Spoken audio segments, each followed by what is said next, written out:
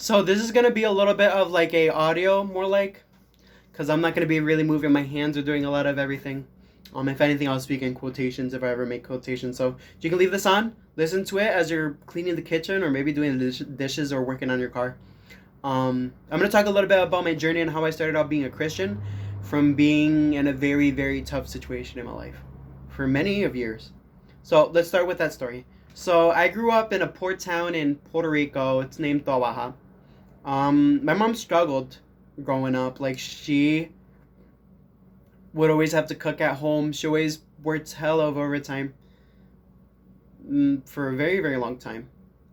I remember she was working at a Chinese restaurant for pennies on the dollar. I think she was making like $7 an hour, $6 an hour in Puerto Rico, and she was always like pushing in like 70 hours a week.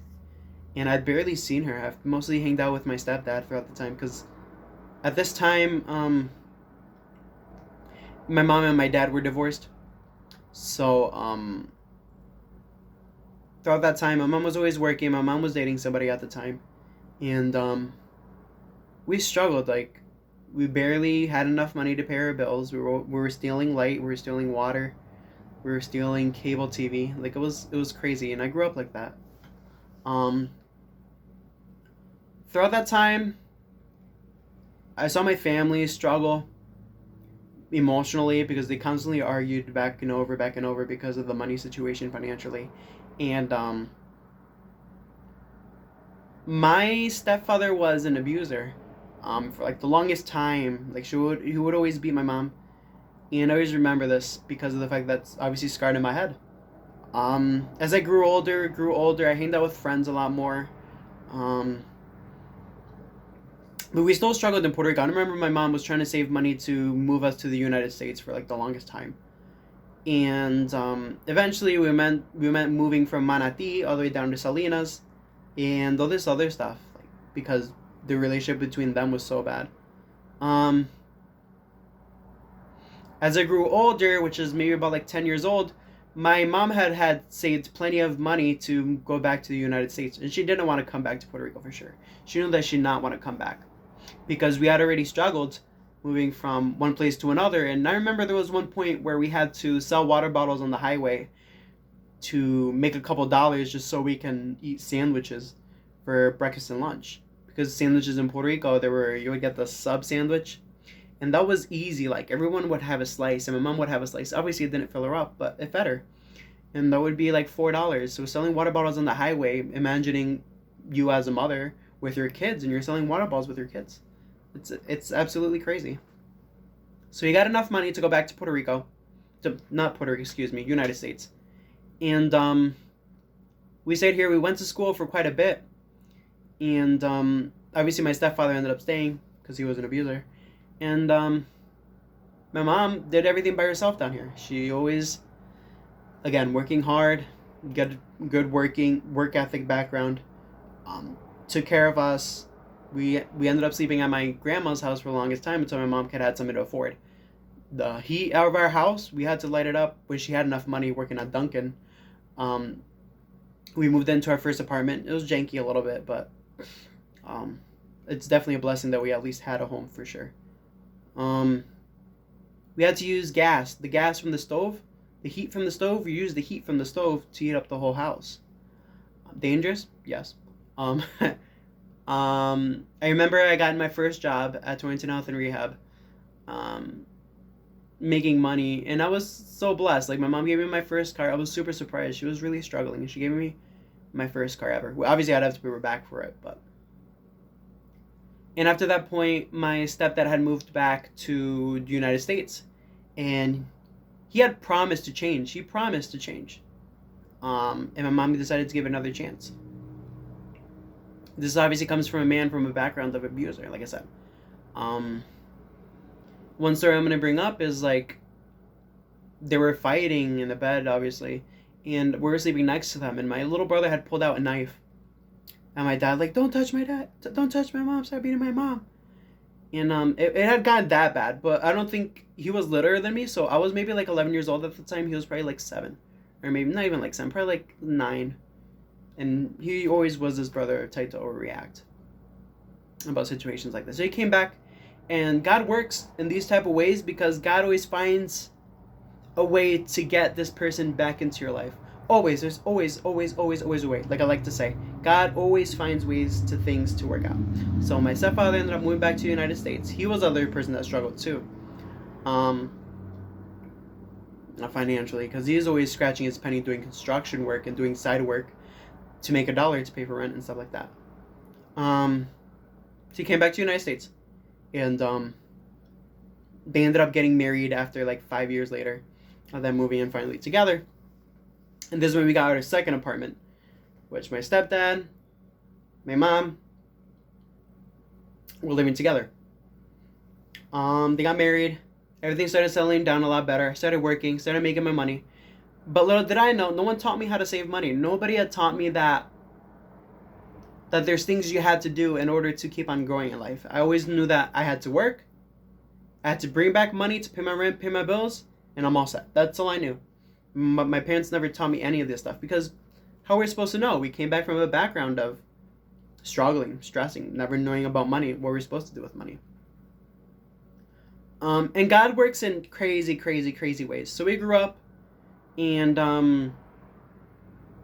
I started learning women after women after women after women because of the fact that I'm obviously within this thought of having lavish behavior also, of sleeping with people that don't matter, being around the bad people in my life who keep on influencing my decisions because I allow it, and having the constant mentality of negativity and the constant mentality of I always have to be with my friends, I can't make my own decisions. And this really messed me up for most of my teenage years. At least I think so. I was partying, drinking, smoking in my teenage years. I was, which is something, this is probably normal to her, but this is not normal. This is definitely not normal. Partying, smoking, drinking at the age of like 18, 17, 16.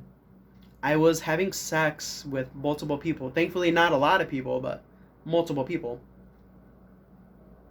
So maybe like 5 different people. I just kept on messing myself up. I always spend my money on stuff that didn't matter. I never saved my money at all.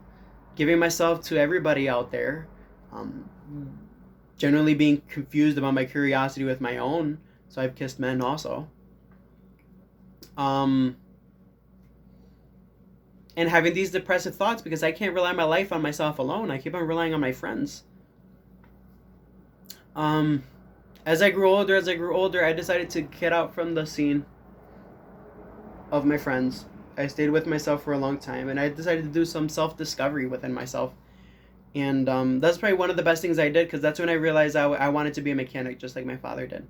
So as you guys told you, there's a stepfather in the story. But my biological father in this story at the start of it is that they were divorced. After a couple years in 2013, around the month of June, my father had passed away due to suicide. Which is extremely tough in my end when I was 14 and 15. So I think that's also influenced on the way that I acted also. As time went by, I finally met the girl of my dreams. Somebody that influenced me to do better. I'm not going to give out names, but she had me quit smoking. She was one of the people that got me to get rid of my poor financial behaviors. Poor financial behaviors, same thing. Poor financial behaviors of spending money lavishly on everything that I just see and not saving my money. She got rid of that for me. She was the person that taught me how to save, how to invest.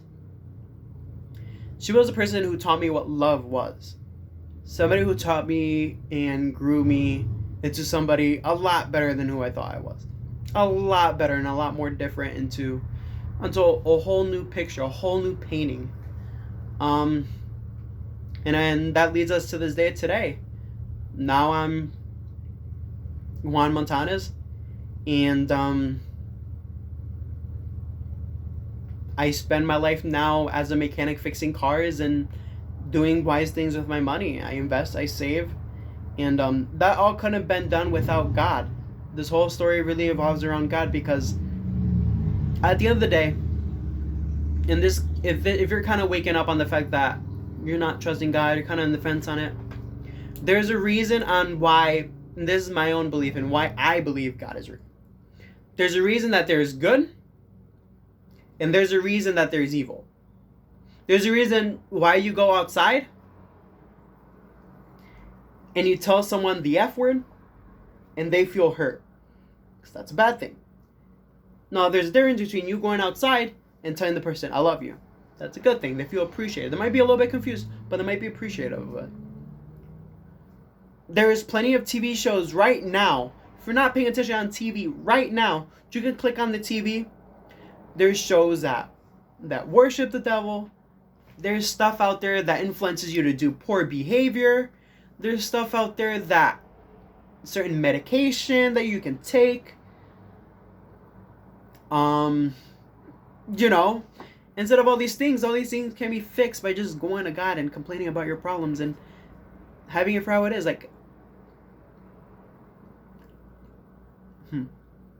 Sorry, I'm trying to have a moment of thinking.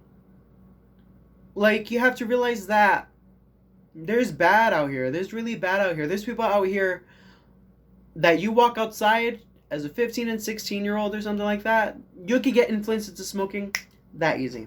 You can go to a stranger up across the street. Hey, think I have a cigarette? They'll give you a cigarette. They don't care. People stopped caring about those things. Oh, you want a drink? They go grab you a drink. People don't care nowadays. People are careless as days come by. You see how people drive in the road? How careless, they don't use turn signals?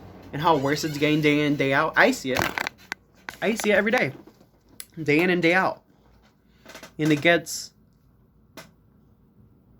crazier and crazier, man. So my situation, God had pulled me out from multiple of those situations. Like my father, how he stopped being an abuser after so long. How I met the girl of my life. How she changed me for the better of myself. And taught me who the real definition of me is. She was actually one of the ones that actually introduced me to God himself. I started going to church because of her. So I'm going to give you guys a couple pointers. This video is probably going to be a little bit long. But, couple pointers. You guys can speed up the video if you guys like to. Keep your head with positive stuff, bro. Keep your head with positive stuff. What do I mean by that? Wake up every morning. Today's a blessing. Even if you have to fake quotations, fake it till you make it. Just say it. Wake up in the morning. Today we're going to have a good day. Today's going to be quick. We're going to make this money. Just say whatever you have to say to bring courage into your soul. Because in the Bible, in Proverbs, it says, your life and your mouth breathe both life and death. So if you tell somebody the F word, you're breathing out death. If you tell somebody, I love you, I appreciate you, you're breathing life into them. If you do that consistently day in and day out, you'll live a good life. And that's the thing that it's on Proverbs. Read Proverbs. If you're starting to read the Bible, read Proverbs. You learn so much. I've learned so much with Proverbs that it's completely transformed my life. Start with Proverbs and Psalms. Understand that if you say good things to yourself, you'll attract good things. And this is, the Bible says that. Bad company corrupts good morals. I know that's probably not going to be something around that, but you get the point. That just explains about bad people, how they can corrupt you. And that's very true. Your friends can corrupt you really poorly. They can make you do decisions that you don't even want to do. Like personally, peer pressure was the one that made me lose my virginity. Peer pressure did that for sure.